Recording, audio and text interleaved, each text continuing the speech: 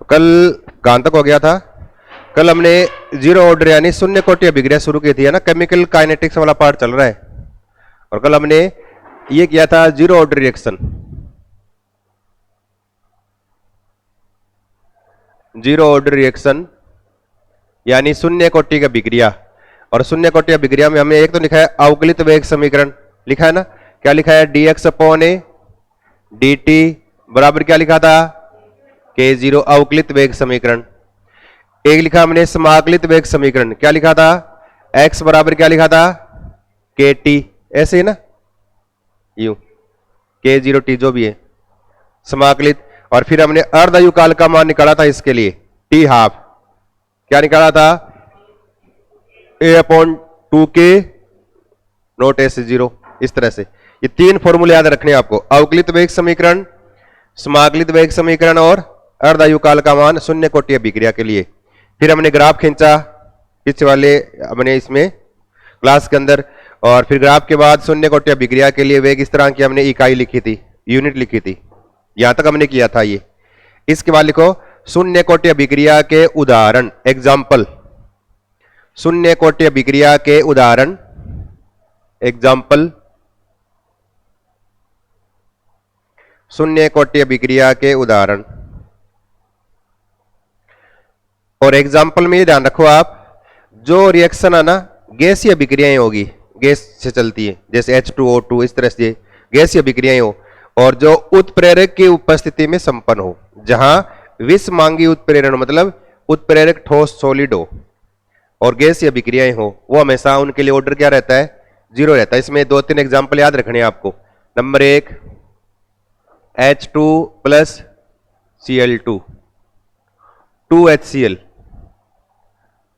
सूर्य के प्रकाश की उपस्थिति में अभिक्रिया हो, इसके लिए अणु संख्यता का मान कितना है? 2, और ऑर्डर ऑफ रिएक्शन क्या होगा? इसका 0 है, यानी H2 और Cl2 की सांद्रता में परिवर्तन नहीं होता है अभिक्रिया के दौरान। दूसरा सेकंड N2O, इस तरह से लिख दें, प्लेटिनम 2N2 प्लस क्या हो जाए? O2। इसके लिए कितनी है मॉलिक्यूलरिटी? निकालें तो 2, और ऑर्डर ऑफ रिएक्शन निकालें तो क्या आएगा? इसका 0। इसी तरह से अमोनिया लिख दें, NH3 का विघटन, और यहां लिख दें उत्प्रेरक कोई भी प्लेटिनम वगैरह जो धातु है, कॉपर लिख दें, तो N2 प्लस 3H2। यहां मॉलिक्यूलरिटी 2 और ऑर्डर ऑफ रिएक्शन में क्या है? 0। इसी तरह से लिख दिया H2 प्लस I2, Au उत्प्रेरक के रूप में सोना, 2HI, इसके लिए मॉलिक्यूलरिटी क्या है? 2, और ऑर्डर ऑफ रिएक्शन भी इसके लिए 0।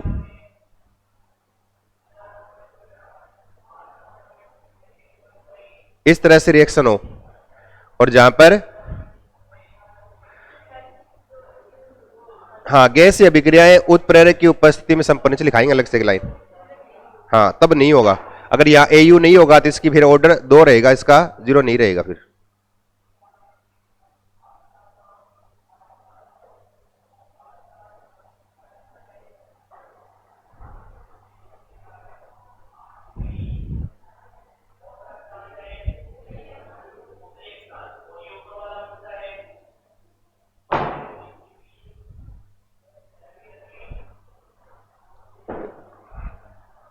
अब ठीक है, ये बंद कर देंगे, पूरा बंद है ये, तो फिर अंदर सफोकेशन हो जाता है। लिख लिया ये, और नीचे अलग से एक लाइन लिखना, और लिखो गैसीय अभिक्रियाएं, गैसीय अभिक्रियाएं जो कि उत्प्रेरक की उपस्थिति में संपन्न हो, उत्प्रेरक की उपस्थिति में संपन्न हो, उनके लिए कोटि का मान, उनके लिए कोटि का मान 0 प्राप्त होता है।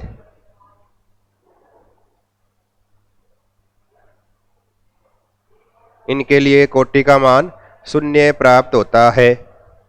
ऑर्डर क्या आएगा इसका? 0 आएगा। कोटि का मान 0 प्राप्त होगा जिनके अंदर गैसीय विक्रियाएं हो और किसकी उपस्थिति में हो? उत्प्रेरक की उपस्थिति में। उनके लिए कोटि हमेशा क्या रहेगी? 0 रहेगी। ये ध्यान रखना आपको। फिर ये तो है शून्य कोटि का विक्रिया यहां तक। आगे इसके अलग से करेंगे, न्यूमेरिकल वगैरह बाद में करेंगे। पहले तो आपको थ्योरी वाला पार्ट इतना आना चाहिए। ये शून्य कोटि में क्या क्या है? अवकलित वेग समीकरण, समाकलित वेग समीकरण, अर्धायुकाल। इसके लिए फॉर्मूला अर्धायुकाल में एक लाइन लिखाइए। फिर अर्धायुकाल का मान प्रारंभिक सांद्रता की क्या है? समानुपाती होता है, वो लिखा हमने, ठीक है ना। और फिर इसके बाद ग्राफ खींचा है, शून्य कोटि अभिक्रिया वेग इस तरह के लिए यूनिट इकाई लिखी है। फिर इसके कुछ एग्जांपल आपको याद रखने हैं। और उसके बाद लिखो अगला पॉइंट सेकंड, और लिखो फर्स्ट ऑर्डर रिएक्शन प्रथम कोटि की अभिक्रिया। अगला लिखो प्रथम कोटि अभिक्रिया, फर्स्ट ऑर्डर रिएक्शन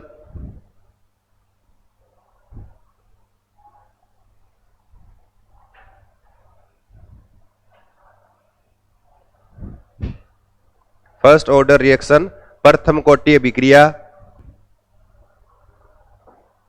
प्रथम कोटि अभिक्रिया।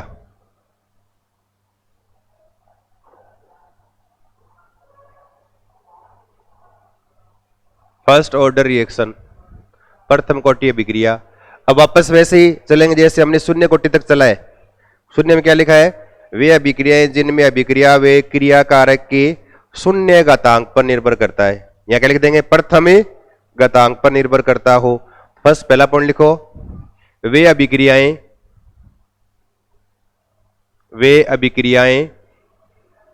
जिनमें अभिक्रिया वेग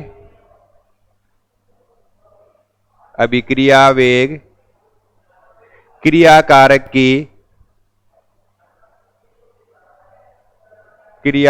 की प्रथम घातांक पर निर्भर करता हो।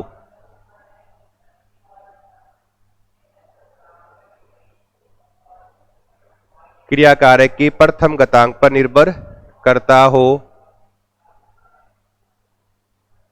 प्रथम कोटि की अभिक्रिया कहलाती है।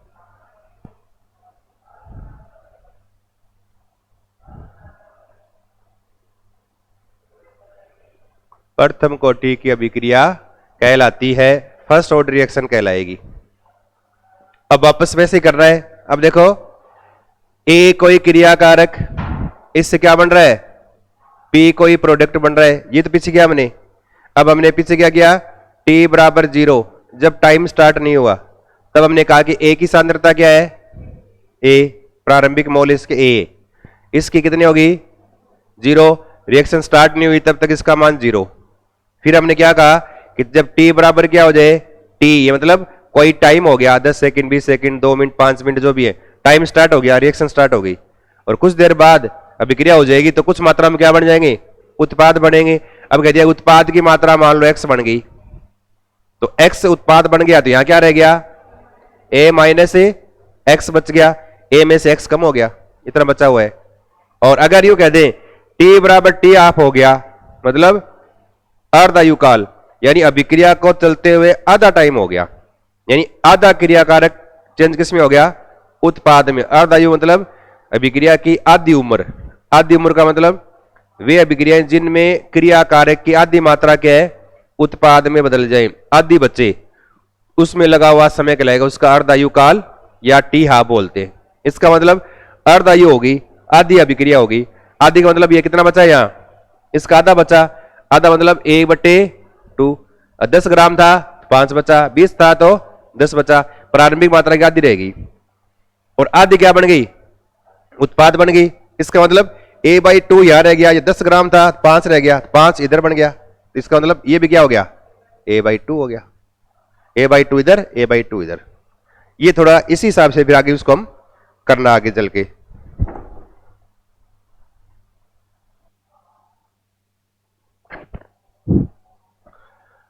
तो प्रथम कोटि अभिक्रिया में एक तो परिभाषा होगी इसकी ये, और उसके बाद इस तरह से लिखने का तरीका आना चाहिए आप। अब इसी तरीके से हमें आगे पूरा सोल्व करना है इसको, प्रथम कोटि वाले को, कि प्रारंभ में टाइम स्टार्ट नहीं हुआ, ए के ए मोल, टी बराबर टी टाइम स्टार्ट हो गया तो एक्स बन गया उत्पाद, यहाँ क्या बच गया ए माइनस एक्स बच गया। टी बराबर टी हाफ अर्धायुकाल पर ए अपॉन टू, इधर भी क्या है ए अपॉन टू हो गया। अब देखो पीछे हमने किया था कि एक्स के बनने की दर कैसे लिखते हो, यूं कि D x upon A D T, x के बनने की दर किसके समानुपाती होगी, उत्पाद के बनने की दर क्रिया कारक की सांद्रता की समानुपाती होती है। अब x के लिए क्रिया कारक क्या है, a माइनस एक्स, इसके समानुपाती। अगर a माइनस एक्स से ज्यादा बचा है तो अधिक बनेगा, x कम बचा है तो ये x क्या बनेगा, कम बनेगा। अब a माइनस एक्स अभिक्रिया कौन सी है, फर्स्ट ऑर्डर, तो यहां पर क्या गया ऊपर एक लिख दिया यूं, यही तो है। और D x upon D T बराबर करे तो यहां लगा दें इस तरह k1 और a माइनस एक्स, ये क्या आ गई प्रथम कोटि अभिक्रिया के लिए अवकलित वेग समीकरण। क्या आ गई ये फर्स्ट ऑर्डर के लिए अवकलित, प्रथम कोटि अभिक्रिया के लिए अवकलित वेग समीकरण आ गई ये। इसके बाद हमें क्या निकालना है, इसी अवकलित वेग समीकरण से क्या निकालेंगे, समाकलित वेग समीकरण निकालेंगे। अब समाकलित कैसे निकालेंगे, तो समाकलित वेग समीकरण, समाकलित वेग समीकरण वो हमें निकालनी है। और समाकलित वेग समीकरण कैसे निकालेंगे, इस अवकलित समीकरण से D x upon D T बराबर k1 a माइनस एक्स, यही तो है। अब अगर इसका हमें समाकलन करना हो तो समान राशि को एक तरफ लेके आएंगे, तो dt को ले जाएं k1 की साइड में, a माइनस एक्स को लिए dx के नीचे, तो यूं लिख दें इसको dx upon a minus x बराबर k1 और dt। इसका करना हमें समाकलन, तो समाकलन का निशान लगा दें ऐसे, तो dx upon a minus x बराबर k1 किसका समाकलन, dt का। अब इसका समाकलन होता है क्या, ये एक स्टेप आपको याद रखना है, वैसे करो तो लंबा हो जाए कोई जरूरत नहीं है, लेकिन इसमें इसका होता क्या है। अब वहां तो क्या था हमारे पास dx था पहले शून्य कोटि में, तो dx का क्या हो गया था x, dx का x, dt का t, ऐसे होता है, तो x हो गया था। या अब a माइनस एक्स हो रहा है नीचे, तब याद रखना इसका समाकलन ऐसे लिखते हैं minus ln a minus x, इस तरह से minus ln a minus x, और फिर k1 dt का क्या हो गया t प्लस क्या आ गया c, इस तरह से। फिर हमें क्या करना है, c का मान निकाल के रखना है और फिर इससे निकलेगी समाकलित वेग समीकरण। अब c का मान निकालें, तो c का मान कैसे निकालते हैं, पीछे भी क्या था, जब t बराबर 0 था, पीछे ये तो किया था हमने, जब t बराबर 0 तो x का मान भी क्या था 0, तो x का मान भी क्या था 0, और अगर ये मान यहां इसकी जगह रख दें तो माइनस ln a माइनस 0 है ना बराबर k1 t का 0 प्लस c, इधर वाला तो ये 0 हो गया, c बचा है, इधर क्या बच गया माइनस ln a, तो माइनस ln a बच गया c के बराबर, c के बराबर ये आ गया। वहां पर क्या आया था, c बराबर 0 आया था, यहां माइनस ln a आ गया। अब c की जगह ये रख दो माइनस ln a, तो ये हो जाएगा समीकरण minus ln a minus x बराबर k1t और माइनस ln a, इस तरह से। और अगर हम इसको लिख दें यूं k1t, ऐसे कर दूं मैं k1t बराबर, तो क्या हो जाएगा ln a फिर minus ln a minus x, एक ही बात है, ये कर दिया हमने। अब यहां पर इसको यूं लिख दूं तो k1t बराबर ln और a upon a minus x, एक ही बात है। ln को कॉमन लेके ये नीचे लिए वाला मान नीचे लिया, ln a upon a minus x, और ln जो है ना, ये ln है क्या, नेचुरल लॉग ln, इसको log 10 में चेंज करें ना, क्या लिखते हैं, ऐसे लिखते हैं 2.303 और log 10, इस तरह से ये वाली वैल्यू यहां रख दें, तो k1t बराबर 2.303 फिर log 10 और a upon a minus x, और हमें k1 चाहिए तो t इधर ले आए नीचे आ जाएगा, तो 2.303 अपॉन t फिर log 10 a upon A minus x, और ये वाला आ गया, ये इसकी समाकलित वेग समीकरण। ये बहुत ही इंपॉर्टेंट है, ध्यान रखना, इस पे न्यूमेरिकल एग्जाम में आते हैं खूब सारे, और ये कई बार डायरेक्ट लिखी आती है ऐसे, प्रथम कोटि अभिक्रिया के लिए समाकलित वेग समीकरण। तो ये क्या है, फर्स्ट ऑर्डर के लिए समाकलित वेग समीकरण है ये। तो फर्स्ट ऑर्डर के लिए समाकलित वेग समीकरण, प्रथम कोटि अभिक्रिया के लिए समाकलित वेग समीकरण है ये। तो ये समाकलित लिखनी है, यहां तक लिख लो जल्दी से एक बार, समाकलित वेग समीकरण और अवकलित वेग समीकरण दोनों।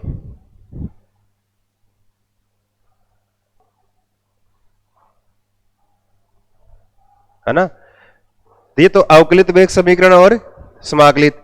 इससे हमें अर्धायुकाल का मान निकालना हो, क्या निकालें इसके लिए, अर्धायुकाल निकालें। अर्धायु नहीं लिखते हैं ऐसे, टी हाफ, अर्धायु निकालें। और अर्धायु पीछे लिखा हमने, आधा क्रियाकारक उत्पाद बदलने में कितना टाइम लगता है उसको बोलते हैं अर्धायुकाल।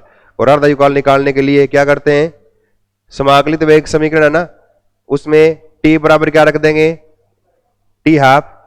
इसका मतलब जब टी बराबर टी हाफ है ना, तब x का मान क्या है, a अपॉन 2 है। तो x का मान हमें a अपॉन 2 करना पड़ेगा। तो x का मान है a अपॉन 2, a बटे 2। अब यही दोनों मान रख दें इस समाकलित वेग समीकरण में, तो इसका रूप क्या हो जाएगा, यूं k1 बराबर 2.303 बटे टी क्या आ गया, अब टी हाफ कर दिया हमने, और log a 10। अब a तो है ही, और नीचे a माइनस एक्स की जगह a अपॉन 2 आ गया। एक a में से आधा a गया तो आधा बच गया, इसको यूं लिख दें यहाँ पे, वैसे एलसीएम लेके कर सकते हो, डायरेक्ट कर दूं मैं, 2.303 टी हाफ log a 10, और यहां a नीचे क्या रह गया, a अपॉन 2, ये तो रह गया ना ये, और a अपॉन 2 2 पर जाएगा, a से क्या हो जाएगा कैंसिल। तो यूं लिख दें इसको, k1 बराबर 2.303 फिर टी हाफ और log 10 2, और log 10 2 का मान कितना होता है 0.3010, इसे लिखा है आपको, log 10 2 का मान 0.3010, ये तो होता है ये। और ये अगर यहां 0.30 रख दूं मैं, तो हमें टी हाफ चाहिए, तो टी हाफ बराबर करोगे तो 2.303 इंटू 0.3010 बट्टे नीचे क्या है k1।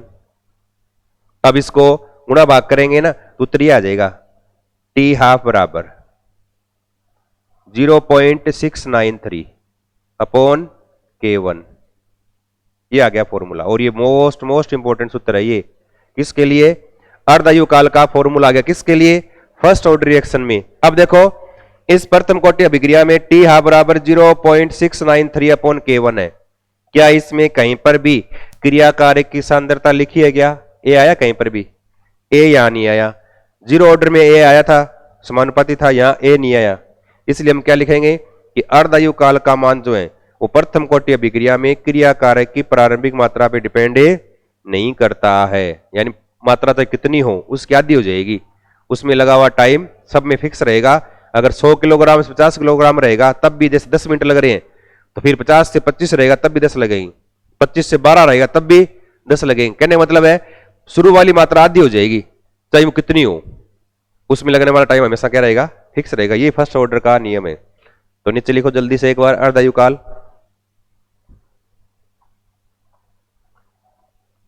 अर्धायुकाल का लिख लो फॉर्मूला, और इसको अंडरलाइन कर लो, इस पे एग्जाम में न्यूमेरिकल आते हैं बहुत, अभी करेंगे आगे क्वेश्चन इस पे।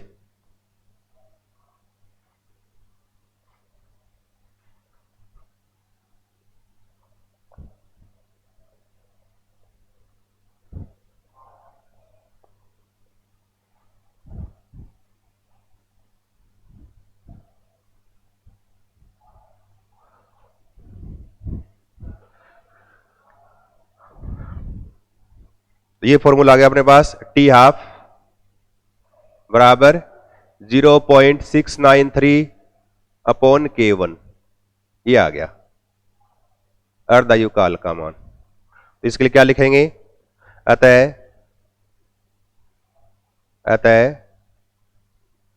प्रथम कोटि अभिक्रिया में, फर्स्ट ऑर्डर रिएक्शन प्रथम कोटि अभिक्रिया में अर्धायु काल का मान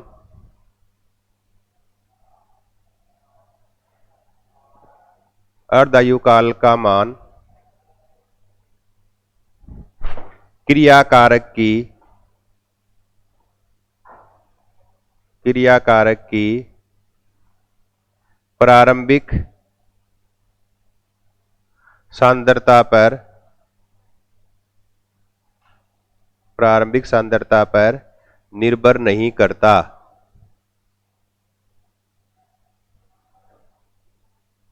ये पॉइंट याद रखना है। ये प्रथम कोटि अभिक्रिया में अर्धायु काल का मान क्रियाकारक की प्रारंभिक सांद्रता पर निर्भर नहीं करता है, ये ध्यान रखना है। फिर हम ग्राफ खींचे इसे, ग्राफ किसके बीच खींचे? हमारे पास समाकलित वेग समीकरण ये आई है ना, K1 बराबर 2.303 अपॉन टी और log 10 a upon a minus x, यही तो आया है। अगर मैं इस t को इधर ले आऊं, 2.303 इधर ले आऊं, इसको यूं लिख सकता हूं K1t अपॉन 2.303, इसको नीचे लिया, इसको ऊपर ले गए, इधर क्या बच गया log a 10 और a upon a minus x. तो इस राशि और t के बीच ग्राफ खींचू, दोनों एक दूसरे क्या है, समानुपाती तो है, तो सीधी रेखा आएगी। तो अगर इधर ले लें log 10 a upon a minus x, इधर ले लें टाइम t, इनके बीच ग्राफ खींचा यूं, इसका ढाल जो आएगा ना वो बच गई, राशि ढाल रह जाएगी। क्या बच गया K1 अपॉन 2.303, ये क्या हो गया, इसका ढाल आ गया, ये स्लोप इसका क्या आ गया K1 अपॉन 2.303। फिर वापस वही K की इकाई, K की यूनिट यानी इकाई, और क्या होती है, पीछे निकाली हमने, क्या होती है समय इनवर्स, टाइम इनवर्स। समय में सेकंड ले लो, मिनट, जो भी आप लेना चाहें।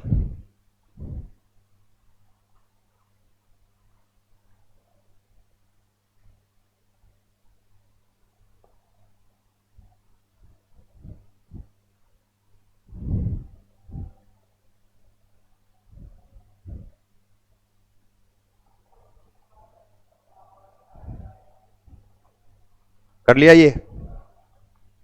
और फिर इसके वापस वही एग्जांपल, उदाहरण वापस वैसे चल रहा है जो पीछे हमने शून्य ऑर्डर में किया है। एग्जांपल इसके फर्स्ट ऑर्डर रिएक्शन के एग्जांपल, उदाहरण में लिखना, पहला number 1 ethyl acetate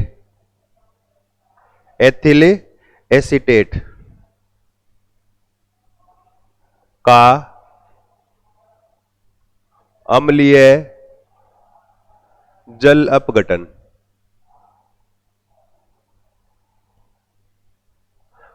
ethyl acetate का अम्लीय जल अपघटन, और एथिल एसीटेट का अम्लीय जल अपघटन करवाएं तो CH3COO और C2H5 प्लस H2O,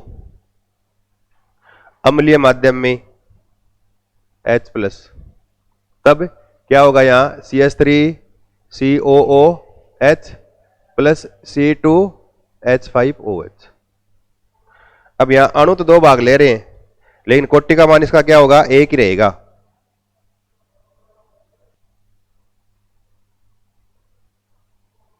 तो अम्लीय जल अपघटन किस कोटि का अभिक्रिया है, प्रथम कोटि की। क्यों? क्योंकि अगर इसमें लिखेंगे रेट ऑफ रिएक्शन लिखेंगे, अभिक्रिया वेग, तो क्या लिखेंगे ऐसे, इस तरह से K एथिल एसीटेट की सांद्रता के सापेक्ष कोटि 1 और जल के सापेक्ष कोटि क्या होती है 0। इसलिए अणु संख्यता क्या इसकी 2, लेकिन ऑर्डर ऑफ रिएक्शन इसमें कितना है 1, क्योंकि पीछे लिखाया था आपको मैंने ये, क्योंकि जल को आधिक्य में लिया जाता है। जल को आधिक्य में लिया जाता है। और पीछे लिखाया था जो क्रियाकारक आधिक्य में एक्सेस में हो उसकी सांद्रता में परिवर्तन नहीं होता, और जिसकी सांद्रता में परिवर्तन है उसके सापेक्ष कोटि क्या मानते हैं हम? 0 मानते हैं। इसलिए क्योंकि जल को आधिक्य में लिया जाता है जिससे जल की सांद्रता में परिवर्तन नहीं होता, जल की सांद्रता में परिवर्तन नहीं होता, इसीलिए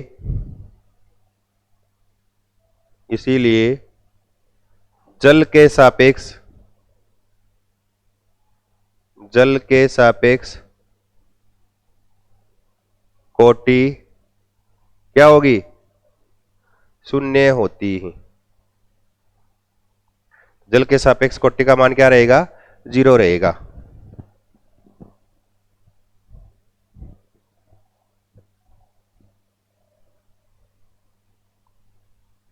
तो एथिल एसीटेट का अम्लीय जल अपघटन क्या है? प्रथम कोटि की अभिक्रिया। क्षारीय होगा ना, आगे करेंगे। क्षारीय जल अपघटन आ जाएगा तो वो आ जाएगा द्वितीय कोटि का। जी ध्यान रखना, वो अलग से करेंगे बाद में। तो एथिल एसीटेट का अम्लीय जल अपघटन प्रथम कोटि की अभिक्रिया है। फिर को दूसरा example second 2 number, ammonium nitrite का अपघटन।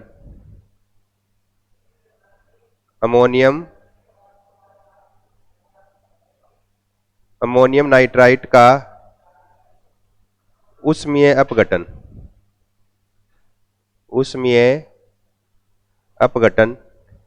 अमोनियम नाइट्राइट का उष्मीय अपघटन। और अमोनियम नाइट्राइट को तोड़े ना यूं, NH4NO2 टूटे, ये इस तरह से बन जाता है ये N2 + 2H2O। इसके लिए कोटि क्या रहती है? 1। रेट ऑफ रिएक्शन लिखोगे ना तब ऐसे लिखेंगे K, और NH4 अमोनियम नाइट्राइट 2, इसके सापेक्ष कोटि का मान क्या है? 1। इसी प्रकार से 3 नंबर, नाइट्रोजन पेंटाऑक्साइड।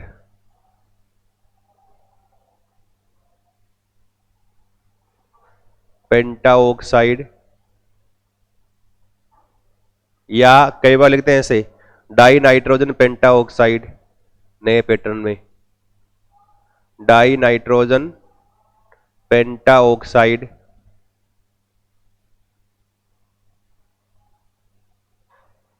का उष्मीय अपघटन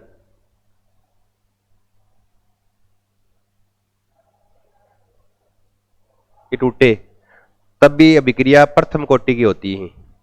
N2O5 इस तरह से 2 अणु टूटे तो NO2 4 + O2,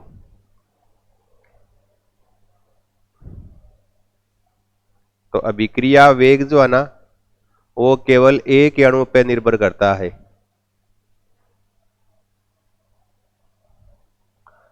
कोटि का मान क्या है? 1, क्योंकि इसकी क्रिया देखो, क्रियाविधि देखोगे, क्रियाविधि तब इसके मंद पद जो है ना ऐसे, इनमें एक कहीं 2 लिख रहे हैं, 1 लिख रहे हैं, सारा किस पे डिपेंड करता है? इसकी रिएक्शन की मैकेनिज्म पे डिपेंड करता है। ऐसे अगर देखना चाहें तो ऐसे यूं N2O5 है ना, टूटता है पहले यूं इस तरह से N2O3 + O2, और ये पद क्या होता है? मंद गति से होता है, मंद पद।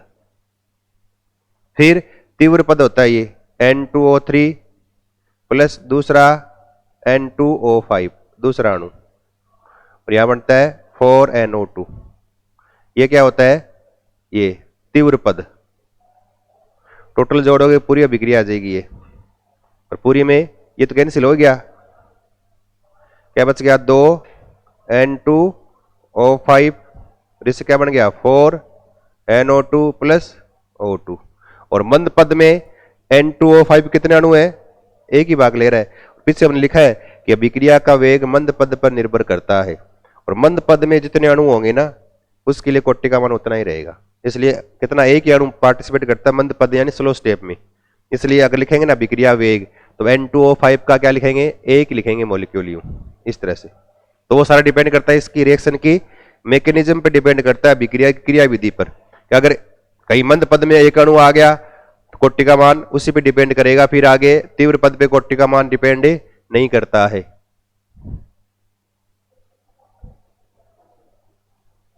तो कोटि कोटि निकाल तभी तो कहते हैं कोटि को प्रैक्टिकली निकालते। कोई रिएक्शन है ना उसके लिए थोड़ी बाहर से दिख जाएगा कोटि का मान, कोटि को प्रायोगिक रूप से निर्धारित किया जाता है और कोटि निकाल के अभिक्रिया क्रिया विधि पता लगाते हैं। फिर कोटि का मान एक आ रहा है, इसका मतलब इसका कोटि का मान एक आया, इसका मतलब हो गया विक्रिया में कोई ऐसे स्टेप और जिनमें स्लो स्टेप में एक ही अणु भाग ले रहा है। तो इसको हम देख के फिर हमने ऐसे करके बना लिया, इसकी क्रिया विधि बना ली। तो वैसे कोई ऐसी क्रिया विधि होती नहीं है, लेकिन बना लेते हैं ऐसे, ठीक है। सारी चीजें क्या हाइपोथेसिस चलती है, सारी काल्पनिक चीजें चलती है।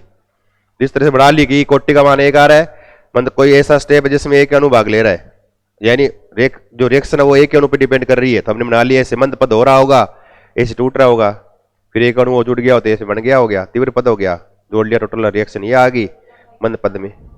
हाँ मेन ज्यादा नहीं है, 5-7 आपको एग्जाम्पल याद करने पड़ेंगे। ये मेन एग्जाम्पल है फर्स्ट ऑर्डर के। ये एथिल एसीटेट का अम्लीय जल अपघटन बहुत बार आया, ये आगे दोबारा एग्जाम्पल आ जाएगा। ये सोडो ऑर्डर रिएक्शन के अंदर छद्म कोटि के विक्रिया में दोबारा उदाहरण आ जाएगा। ये एथिल एसीटेट का अम्लीय जल अपघटन अमोनियम नाइट्राइट का है और नाइट्रोजन पेंटा ऑक्साइड का है, वो लिख लो ऐसे ही 4 नंबर। और HI का टूटना, ठीक है ना, इस तरह से अगर लिखा हुआ देना यूं H2 + I2, ऐसे आप लिखा हुआ देना यूं, तब फर्स्ट ऑर्डर की है। और अगर ऐसे 2 लिख दे आगे ने और आगे ऊपर लिख दे AU, तब क्या करोगे, HI वाली रिएक्शन के ऊपर लिख दे, ऊपर AU लिख दे, तब क्या करोगे, शून्य कोटि में आ जाएगी। अगर उत्प्रेरक आ जाए तब क्या आ जाएगी, शून्य कोटि में आ जाएगी। अगर HI के आगे 2 लिख दे तब क्या आ जाएगी, द्वितीय कोटि हो जाएगी। अगर ऊपर AU नहीं लिखा हो और 1 लिख दे HI ऐसे, ऊपर कुछ नहीं लिखा हो, तो क्या हो जाएगी, फर्स्ट ऑर्डर की मान लेते हैं। लिख लो नीचे एग्जाम्पल।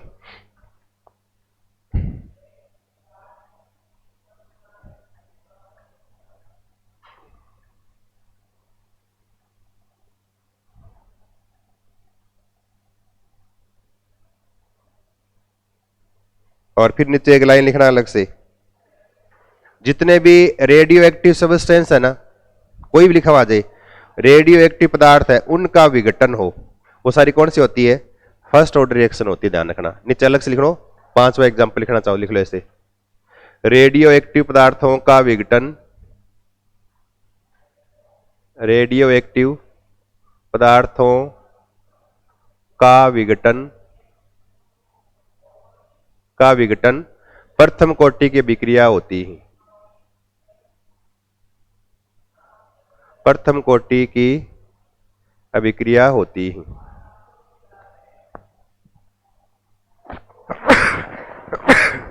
सॉरी, प्रथम कोटि की अभिक्रिया होती है। तो रेडियो एक्टिव पदार्थ हो, कोई भी हो, अगर वो टूटेगा ना तो कौन सी अभिक्रिया होगी, हमेशा फर्स्ट ऑर्डर रहेगी, क्योंकि उसका अर्धायु काल का मान क्रिया कारक की प्रारंभिक सांद्रता पर निर्भर नहीं करता। ध्यान रखना ये। अब देखो इस पे क्वेश्चन कैसे आते हैं, मिटा दूं ये। इसमें किस टाइप से एग्जाम में क्वेश्चन पूछे जाते हैं,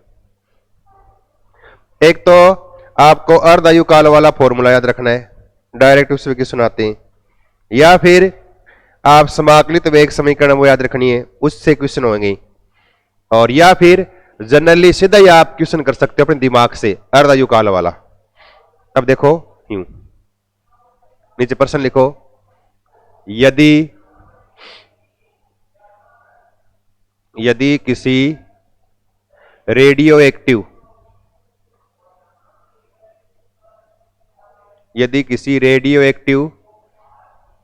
पदार्थ की अर्धायु काल का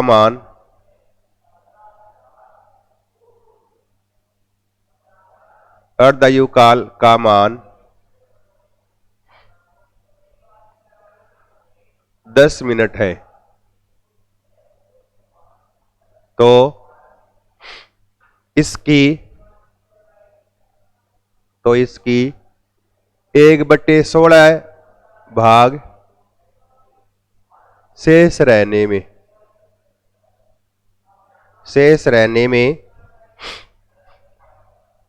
कितना समय लगेगा?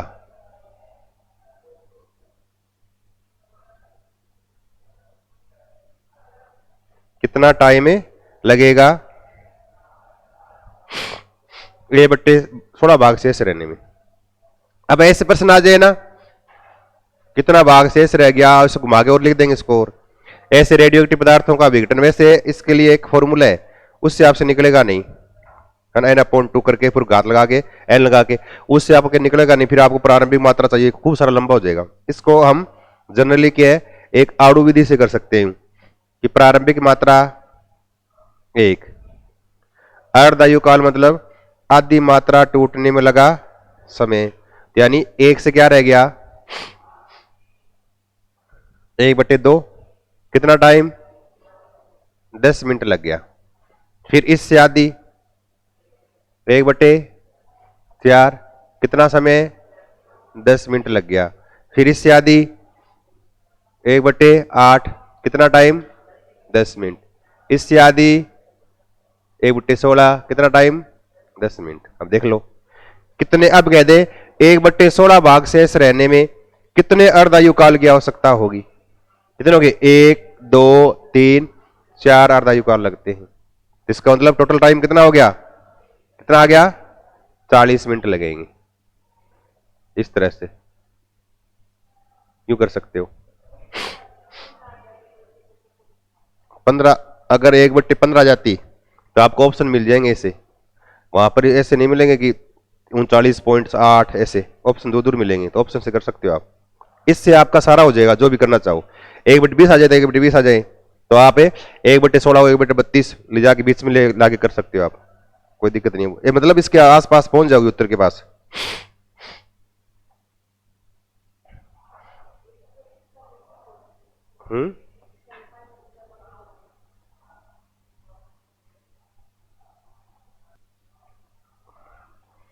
तो यानी क्या लिख दिया यहां कि 1/, कोई रिएक्शन है रेडियोएक्टिव पदार्थों का विघटन, और अगर विघटन करवाएं तो 1/64 भाग शेष रहता है। कितने अर्धायु काल की आवश्यकता होगी? तो क्या करें, ऐसे करते जाएं, 1/16 से 1/32 और 1/32 से 1/ क्या हो गया 64, इस तरह से। तो कितने हो गए 1 2 3 4 5 और 6, कितने हो गए 6 अर्धायु काल की आवश्यकता पड़ेगी इसमें, ठीक है ना। तो ऐसे आप निकाल सकते हो, या फिर उल्टा पूछ ले, टाइम दे दे कितने अर्धायु काल, एक क्वेश्चन और लिखो इसी तरह से, एक और लिखो, यदि किसी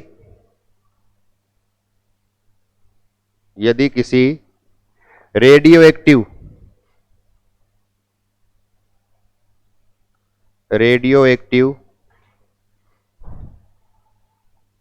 पदार्थ के विघटन में 1/32 भाग शेष रहने में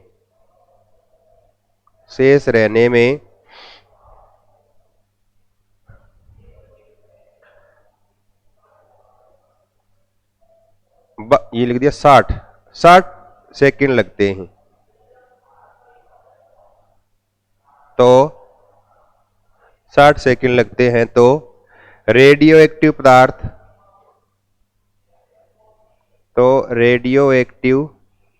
पदार्थ की अर्धायु काल का मान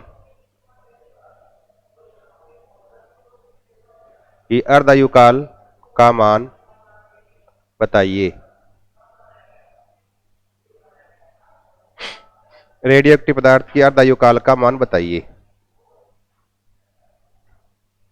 तो पहले तो आप देख लो 1/32 भाग शेष रहने में कितना, अब जैसे यूं है इस तरह से, है ना, 1/32 यहां तक आ गए, तो 1/32 भाग शेष रहने में इस तरह से इतना लगेगा यूं।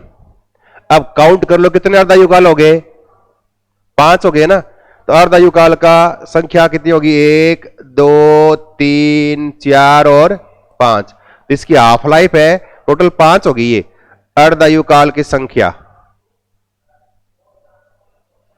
कितनी होगी इसकी वो देखनी है, कितनी होगी 5। कुल समय कितना है, 60 सेकंड है क्या, 60 सेकंड। अब एक अर्धायु काल का मान निकाल सकते हो आप, तो हाफ लाइफ कितनी आ जाएगी, हाफ लाइफ तो 60/5 कितना आ गया 12 सेकंड। तो एक अर्धायु काल में 12 सेकंड लगेंगे।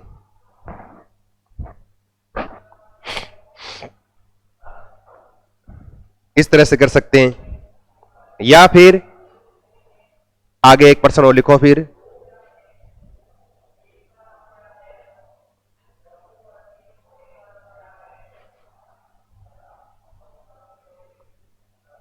एक क्वेश्चन और लिखो।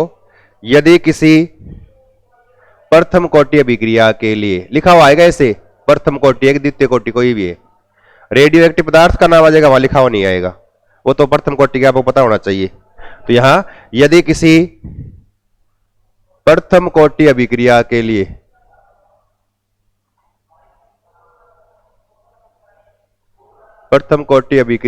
लिए अर्धायु काल का मान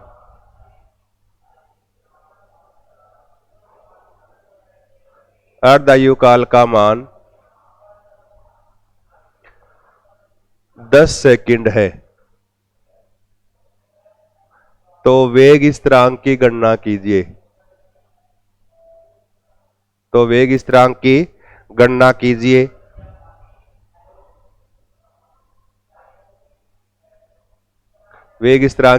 कीजिए। अब अर्धायु काल का मान दे दिया, वेग स्थिरांक आपसे पूछ लिया, तो आप निकाल सकते हो।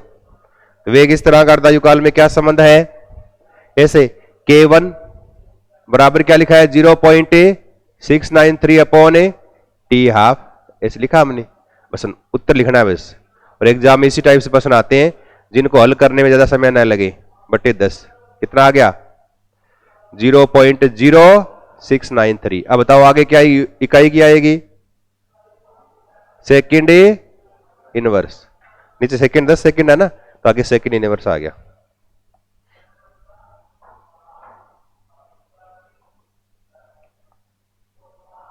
यदि किसी प्रथम कोटि अभिक्रिया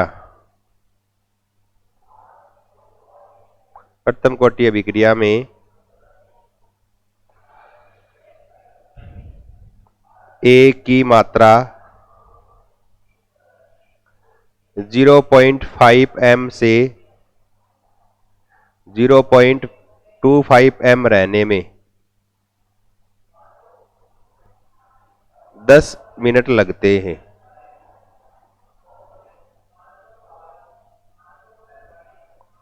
तो वेग स्थिरांक की गणना कीजिए। वेग स्थिरांक की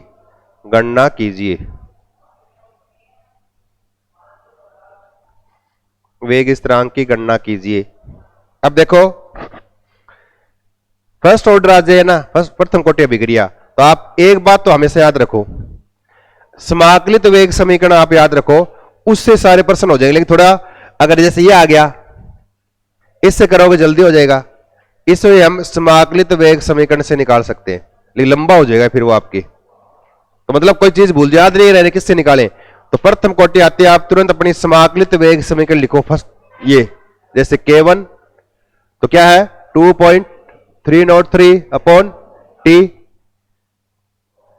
log 10 और a/x, और a क्या है प्रारंभिक मात्रा, a-x क्या है शेष मात्रा, है ना। तो ऐसे कर सकते हो K1 2.303t मतलब अर्धायु काल कितना है 10 सेकंड, log 10 प्रारंभ क्या मान ले, 100 थी, मान ले 100।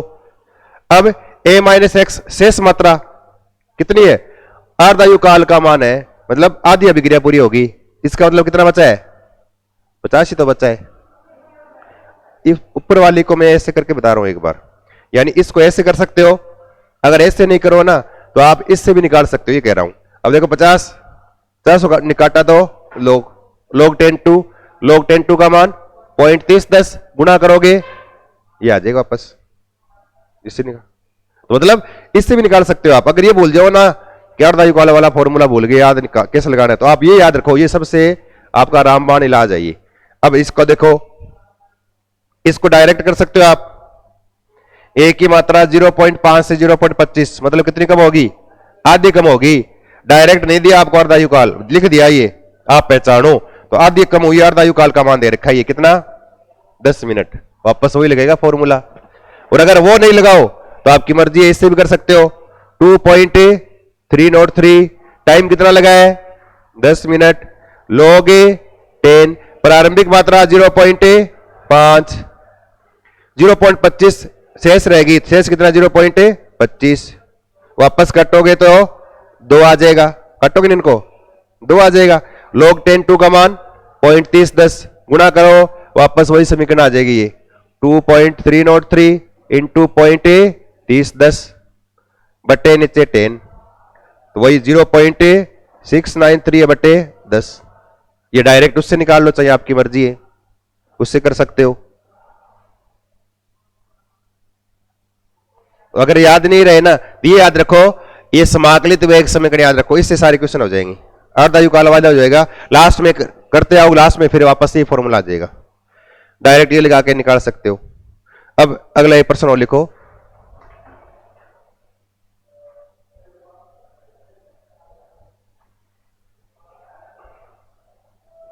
और अगला लिखो, किसी प्रथम कोटि अभिक्रिया, किसी प्रथम कोटि अभिक्रिया में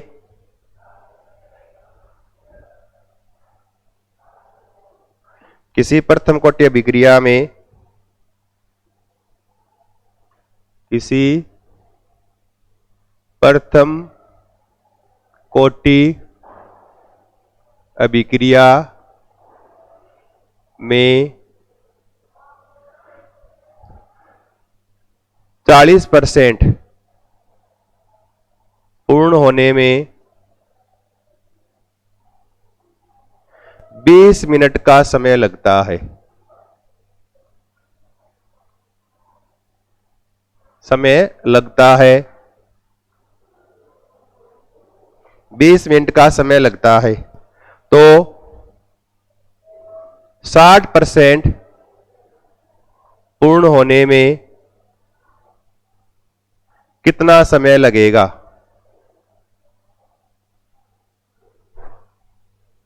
कितना समय लगेगा? तो 60% पूरी होने में कितना टाइम लगेगा? तो किसी प्रथम कोटि अभिक्रिया में 40% पूर्ण होने में, 40% पूरी हो तो होने में कितना टाइम लगता है? 20 मिनट का टाइम लगता है। तो 60% पूरी होने में कितना टाइम लगेगा? अब देखो, अब ऐसे मत कर देना, 40% पूरी होने में 20 मिनट, 60% पूरी होने में 30 मिनट। अब देखो पहला दिया है ना, ये पहला आपको ये दिया है वेग स्थिरांक निकालने के लिए। अगर ऐसे आ जाए प्रथम कोटि अभिक्रिया में अगर रिएक्शन चल रही है तो रिएक्शन के दौरान वेग स्थिरांक का मान स्थिर रहेगा, वेग स्थिरांक के समान मान प्राप्त होंगे। अगर कोई अभिक्रिया है उसमें अगर आप उस अभिक्रिया के लिए अलग अलग टाइम पर वेग स्थिरांक के मान निकाले हैं और सबके मान बराबर से आ रहे हैं, इसका मतलब अभिक्रिया कौन सी है? वो फर्स्ट ऑर्डर प्रथम कोटि की अभिक्रिया होगी। पहले 40% वाले से आप के का मान निकालेंगे। अब के बराबर क्या है? ये तो है ये 2.303। टाइम कितना है? 20 मिनट। log 10 कितना पूरा हो गया? 40% पूरी होने में। इसका मतलब कितना बाकी रह गया? 60 रह गया ना। इसका मतलब प्रारंभ में 100 था, कितना बाकी रह गया? 60 बाकी रह गया, 40% पूरा हो गया। अब इससे हम के का मान निकालेंगे, तो 2.303 बटे 20 log 10, और यह क्या रह गया? 10 बट्टे क्या कर दें? 6, या कर दें 5 बट्टे 3। तो के बराबर क्या हो गया? 2.303 अपॉन 20 और log 10, और यहां क्या रह गया? 5 बट्टे 3 कर सकते हो। या इसको आप ऐसे लिख सकते हो के बराबर 2.303 बटे 20 और क्या लिख सकते हो इसको log a 5 minus log a 3 ऐसे कर सकते हो यूं 5 log 5 का मान 0.69 log 3 का मान 0.2 का 0.30 और 3 के लिए 0.44 वाला तो यहां ऐसे लिख दे मान 2.303 बटे 20 कल लिखवाया तो log के मान मैंने ये कितना इसका 0.699 और इसका 0.44 ऐसे है ना यूं घटा दो घटा के इससे गुना करके 20 का भाग दे देना के का मान आ जाएगा या तो हमें के का मान निकाले इससे अब के का मान हमारे पास आ गया फिर आए 60% पूरा होने में कितना टाइम लगेगा 60% पूरा होने के लिए क्या है फिर वापस के का मान हमने निकाल लिया ये 2.303 अपॉन क्या है 20 इंटू 0.6990 आप घटा लेना ये 0.44 ये बराबर 2.303 टाइम पूछा है आपसे log 10 कितना 60% यानी 40 शेष रह गया तो 100 बटे 40 अब इसको निकाल लेना आप इसकी तरह ही तो यहां से हम टी का मान निकाल लेंगे तो पहले वाले से हमें के का मान निकालना है के का मान आ जाए फिर के का मान रख के सेकंड वाले क्वेश्चन के भाग से हमें टी का मान निकालना है ये ध्यान रखना है अब जैसे इस क्वेश्चन को थोड़ा सोल्व करता ना अगर सरल करता मिल देता प्रथम कोटि अभिक्रिया को का 50% भाग पूर्ण होने में 10 मिनट लगता है तो 60% पूर्ण होने कितना टाइम लगेगा 50% पूरे होने में जैसे कह देता कि 10 मिनट लगते हैं तो 50% मतलब अर्धायु काल आ गया तो उससे आप डायरेक्ट k1 बराबर 0.693 अपॉन टी आप रख के निकाल लेते हैं जल्दी निकल जाता है उससे इससे लंबा हो गया ये थोड़ा क्वेश्चन वैसे निकाल सकते हो एग्जाम में छोटे छोटे आएंगे तो लंबे नहीं आएंगे लेकिन फिर भी हमें करने का तरीका आना चाहिए तो पहले वाले परसेंट से तो निकालना आपको के का मान दूसरी वाली परसेंट है ना उससे आपको क्या निकालना है टी का मान निकालना समय का मान दूसरी वाले परसेंट से निकालना हमें एक क्वेश्चन और लिखो इसी प्रकार का एक प्रश्न और लिखो यदि किसी प्रथम कोटि अभिक्रिया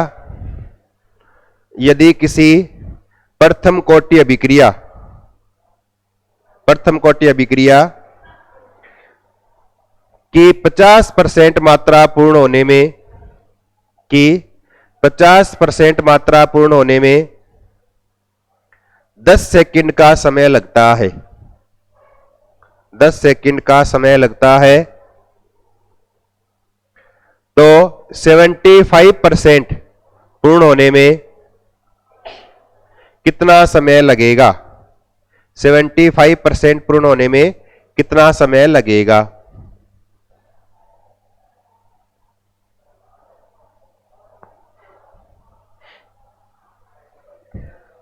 इससे कर सकते हो डायरेक्ट आडू विधि से भी कर सकते हो अब डायरेक्ट जो है ना पीछे विधि लिखाई है उससे भी कर सकते हो पीछे वाली से भी 75% पूर्ण हो जाए इसका मतलब कितना बाकी रह गया 25% बाकी रह गया 1/4 भाग बाकी रहने में समय लगा समय कर सकते हो ऐसे डायरेक्ट एक आधा रहा 1/4 भाग शेष रहा अर्धायु दे रखा आपको 10 सेकंड कितना आ गया 20 सेकंड डायरेक्ट निकाल लो चाहिए ऐसे इससे निकाल लो चाहिए यही आएगा उत्तर निकाल के देख लो चाहिए इससे निकालोगे ना ऐसे डायरेक्ट निकाल लिया या अगर आप इससे निकालना चाहे तो ऐसे कर सकते हो देखो इसी फॉर्मूले को काम में लेकर हम इसकी सहायता से भी कर सकते हैं जैसे यूं लिख दे के अब पहले तो के का मान निकालना 0.693 अपॉन टी कितना है 10 सेकंड के का मान कितना आ गया 0.0693 सेकंड इनवर्स अब के का मान रख दो ये 0.0693 बराबर 2.303 टाइम निकालना है log 10 कितनी मात्रा शेष रह गई 75% भाग पूरा हो गया 1/4 शेष रहेगी यानी 100 था 25 शेष रहेगी ये तो है तो log 4 आ जाएगा यहां 0.0693 बराबर 2.303 303 टाइम निकालना है log 10 और यहां क्या आ गया 4 और log 10 का मान कितना है 4 का मान 60-20 तो 2.303 इंटू 0.60-20 बटे टी निकालना है। टी बराबर करोगे तो 2.303 इंटू 0.60-20 बटे नीचे क्या आ गया 0.0693। इसको सोल्व करोगे उत्तर कितना आएगा 20 आएगा। इसे 20 सेकंड इसका उत्तर आ जाएगा। इस तरह से निकाल सकते हैं हम, इससे भी निकाल सकते हो वैसे विधि से निकाल सकते हो, एक ही बात है। ये थोड़ा सा आपको करना आना चाहिए। प्रथम कोटि अभिक्रिया है ये, और एक नीचे क्वेश्चन लिखो, इसको करके लाना आप। नीचे एक प्रश्न लिखो, किसी प्रथम कोटि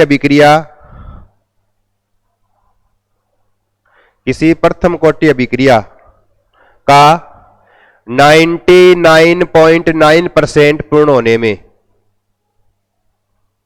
99.9% पूर्ण होने में लगा समय कितने अर्धायु काल के बराबर होता है?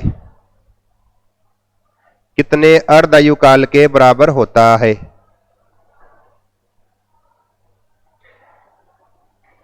इससे निकाल सकते हो आप, करना चाहो तो। आधा, फिर 25% बचा, 12.5 बचा, फिर 6.25 बचा, ऐसे करते करते लास्ट ले जाओ 99.9 आ जाएगा। इससे भी निकाल सकते हो, इस वाले से K1 बराबर 2.303 टी या log 10 99.9 पूरी होगी, 0.1 बचा है ना 0.1 100 नहीं है, 99.9 पूरी होगी, यानी 0.1% बचा है, नीचे 0.1 लगाएंगे। फिर ऊपर क्या करेंगे 100 मान ली प्रारंभिक 100, 0.1 शेष रही, पॉइंट आएंगे तो ऊपर 1000 हो जाएगा, 10 की पावर 3 आगे आ जाएगा, इसको 3 से गुणा करेंगे तो उत्तर निकालोगे। उत्तर कितना आएगा 10 अर्धायु काल। इसको ऐसे 10 बार करोगे ना, ऐसे कि जैसे प्रारंभ में जैसे 100 था, मान लो 50 रह गया, 25 रह गया, 12.5 रह गया, 6.25 रह गया, फिर 3.75 गया, 3.12 है ना, 3.12 रह गया, फिर 1. ये कितना रह गया 5.66 है ना रह गया। फिर और करोगे ना तो इसका आधा और करो तो 1 पॉइंट कितना आ गया, ये 0.8 रह गया ना, 0.8। ऐसे और करोगे तो 0.4, ऐसे 0.2, फिर 0.1, इस तरह से गिनोगे ना आपको 1 2 3 4 5 6 7 8 9 10 अर्धायु काल लगेंगे इसको ना, तो उसका उत्तर क्या आएगा 10 अर्धायु काल में क्या है 99.9% पूरी हो जाती है। तो ये आपके प्रथम कोटि अभिक्रिया यहां तक ये, ठीक है ना, ये इतना करना ही। बाकी आगे वाली क्लास में करेंगे। साइकोलॉजी पढ़ोगे क्या फिर आप? आज तो उनकी क्लास है 12 से 1, तो आज रहने दें, कल से कर देंगे, है ना, ठीक है ना।